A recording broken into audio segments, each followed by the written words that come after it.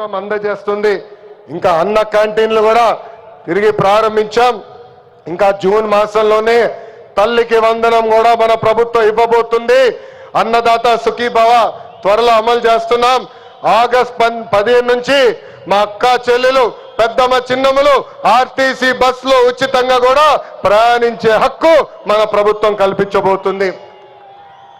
ఇంకా 16,347 పోస్టులతో mega DSC మనం ప్రకటించుకున్నాం. June మాసంలో ఎగ్జామ్స్ నిర్వహించి ఏకంగా వచ్చే అకాడమిక్ ఇయర్ కి ఉపాధ్యాయుల్ని కూడా పొజిషన్ చేస్తాం. పోయిన ఎన్నికల్లో ప్రభుత్వ ఉద్యోగస్తులందరూ కూటమి ప్రభుత్వానికి సహకరించారు. ప్రతి నెల 1వ తారీఖు నాడు వాళ్ళ జీతాలు ప్రభుత్వం చెల్లిస్తుంది. వాళ్ళకి అనేక సమస్యలు ఉన్నాయి. ఆ సమస్యలన్నీ కూడా ఒక పద్ధతి ప్రకారం కూటమి ప్రభుత్వం పరిష్కరిస్తుందని ఈ సభాముఖం వాళ్ళందరికీ తెలుపుతున్నాం. అభివృద్ధి వికేంద్రీకరణ అనేది మన ఎజెండా. మిషన్ రాయలసీమ అన్నాడు నేను ప్రకటించా. ఆ మిషన్ రాయలసీమ అమలు చేసడానికి ఈరోజు మన ప్రభుత్వం పనిచేస్తుంది. రాయలసీమను ఒక automotive, electronics, renewable energy, horticulture hub గా తీర్చిదిద్దుతున్నాము. ప్రకాశం జిల్లాలో రిలయన్స్ సిబిజీ ప్లాంట్స్ ఏర్పాటు చేస్తున్నాం. ఉభయ గోదావరి జిల్లాలో పెద్ద ఎత్తున ఆక్వాని ప్రోత్సహిస్తున్నాం.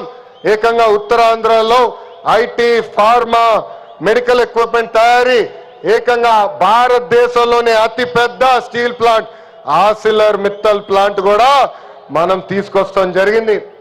గడిచిన 11 నెలల్లో 8.5 లక్షల కోట్ల విలువైన పెట్టుబడి, తద్వారా 6 లక్షల మందికి ఉద్యోగాలు కల్పించే దిశగా మన ప్రభుత్వం ఒప్పందాలు కుదుర్చుకుంది. ఇంకా తెలుగుదేశం పార్టీలో మా కార్యకర్తలే అధినేత. దేశంలో ఏ పార్టీ ఇవ్వని గౌరవం తెలుగుదేశం పార్టీ కార్యకర్తలకి ఇస్తుంది. దేశంలో ఏ పార్టీకి 1 కోటి మంది సభ్యులు లేరు. అదే మన పసుపు జెండా పవర్, అదే ఈ పసుపు సైన్యం పవర్. సభ్యత్వంలో కూడా ఎవరు మన రికార్డు బద్దలగొట్టే పరిస్థితుల్లో లేరు. ఈరోజు 5 లక్షల ప్రమాద బీమా అందిస్తున్నాం. ఫ్యాక్షన్ లో ఎవరైనా చనిపోతే వాళ్ళ బిడ్డల ఫ్యాక్షన్ లోకి వెళ్లకుండా ఎన్టీఆర్ మోడల్ స్కూల్లో మన నాయకుడు చంద్రబాబు నాయుడు గారు ఈరోజు చదివిస్తాం జరుగుతుంది. విద్య, వైద్యం, స్వయం ఉపాధి ఇలా 140 కోట్ల రూపాయలు కేవలం కార్యకర్తల సంక్షేమం కోసం ఖర్చు పెట్టిన పార్టీ తెలుగుదేశం పార్టీ. నేను స్వయంగా వైసీపీ హయాంలో ఇబ్బంది పడిన కుటుంబాలని కలుస్తున్నా.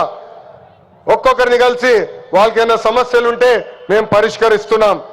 అంతేకాదు మన అధినేత చంద్రబాబు నాయుడు గారు కానీ నేను జిల్లాకు వచ్చినప్పుడు ప్రభుత్వ కార్యక్రమానికి వెళ్లే ముందల ఆనాడు మేము ఇచ్చిన హామీ మేరకు ముందల ఉత్తమ కార్యకర్తలు కలిసిన తర్వాతనే ప్రభుత్వ కార్యక్రమాలకి మేము వెళ్తాం జరుగుతుంది. నేను సీనియర్లు జూనియర్లు సమానం గౌరవిస్తా, కానీ పనిచేసే వాళ్ళని ప్రోత్సహిస్తా. ప్రతి కార్యక్రమంలో కార్యకర్తలు భాగస్వామ్యం అవ్వాలి, కలిసికట్టుగా పనిచేయాలి. మన చేస్తున్న సంక్షేమ అభివృద్ధి కార్యక్రమాలు ప్రజల్లోకి తీసుకురావాల్సిన అవసరం చాలా ఉంది. ఇక్కడున్న ఎంతో మంది మన అధ్యక్షుడు వారు చంద్రబాబు నాయుడు గారిని కలిశారు, నన్ను కూడా కలిశారు. పాదయాత్రలో లక్షలాది మంది నాతో ఏకంగా ఫోటోలు దిగారు. ఈ సభాముఖంగా వైకాపా కార్యకర్తలు ఆలోచించమంటున్నా, ఏనాడైనా మీ నాయకుడు మిమ్మల్ని కలిశాడా? ఏనాడైనా మీ నాయకుడు మీతో ఫోటో దిగారా? అధికారంలో ఎందుకో ఇప్పుడు ప్రతిపక్షంలో కూడా తాడేపల్లి కొంపకెళ్తే no entry, palace doors closed అని చెప్పే పరిస్థితికి వచ్చారు. గౌరవ ముఖ్యమంత్రి చంద్రబాబు నాయుడు గారు, గౌరవ ఉప ముఖ్యమంత్రి పవన్ అన్న కలిసి రాష్ట్రాన్ని అన్ని రకాలుగా అభివృద్ధి చేస్తున్నారు. గౌరవ ప్రధానమంత్రి గారు రాష్ట్రానికి పూర్తిగా సహకారం అందిస్తున్నారు. ఏకంగా ఆంధ్ర రాష్ట్ర ప్రజలు కోరిన అన్ని కోరికలు ఈ రోజు గౌరవ ప్రధానమంత్రి గారు తీర్చుతున్నారు. దానికి కారణం ఒకటే, మొన్న జరిగిన ఎన్నికల్లో 25 స్థానాల్లో ఎప్పుడైతే కూటమి పార్లమెంట్ 25 స్థానాల్లో కూటమి ఎప్పుడైతే 21 స్థానాలు గెలిచిందో, ఎస్ ఆంధ్ర రాష్ట్రం ఇప్పుడు ఎన్డీఏ వెనకుంది, ఆంధ్ర రాష్ట్రం ఎన్డీఏకి కట్టుబడి ఉంది. అందుకే ఆంధ్ర రాష్ట్రానికి అన్ని చేస్తానని అడుగు వేశారు మన గౌరవ ప్రధానమంత్రి నరేంద్ర మోడీ గారు.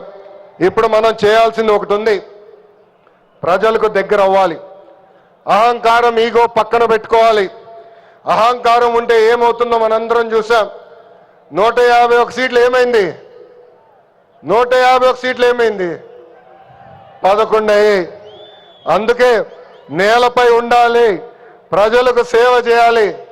అధికారంలో ఉన్న ప్రతిపక్షంలో ఉన్నట్టు మనం అందరం వ్యవహరించాలి. చిన్న కుటుంబంలోనే సమస్యలు ఉంటాయి. 3 పార్టీలు కలిసినప్పుడు చిన్న సమస్యలు రావటం సహజమే. ఈగోలు పక్కన పెట్టండి, అందరం కలిసి పనిచేద్దాం. విడాకులు, మిస్ఫైర్లు, క్రాస్ ఫైర్లు ఎట్టి పరిస్థితుల్లో జరిగేదానికి లేదని ఈ సభాముఖ కార్యకర్తలందరికీ నేను తెలుపుతున్నా. ఈ మహానాడు వేదికగా ఒక ముఖ్యమైన విషయం ఆంధ్ర రాష్ట్ర ప్రజలకి నేను చెప్పదలుచుకున్నా. ప్రభుత్వ కొనసాగింపు చాలా చాలా అవసరం. ఒక రాష్ట్రం అభివృద్ధి చెందాలంటే ప్రభుత్వం కొనసాగించాల్సిన అవసరం చాలా ముఖ్యం.